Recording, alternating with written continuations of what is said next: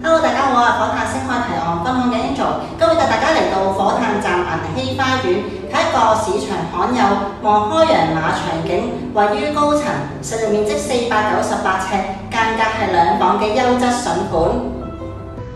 我哋今次睇嘅單位係位於屋苑嘅5座，實用面積498尺，單位望開陽嘅馬場景。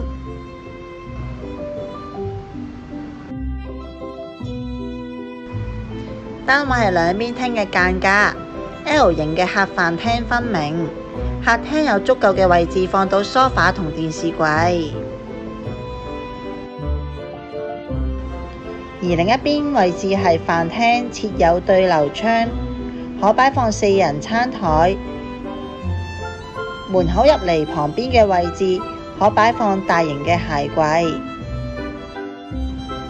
間隔方正，容易擺位。穿過走廊，我哋嚟到單位嘅廚房。廚櫃有足夠嘅收納空間，放到洗衣機、雪櫃，附設焗爐。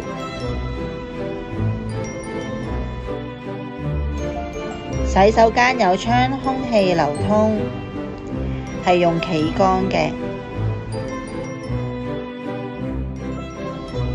第一間睡房間隔方正，放到雙人床同衣櫃。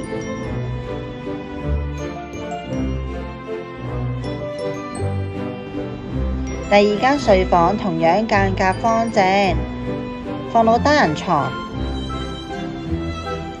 同客廳一樣望開陽嘅景觀。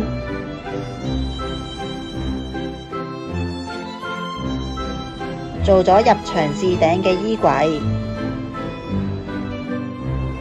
大家睇完呢個單位，如果對呢個單位有興趣，想預約睇樓或者有任何嘅查詢，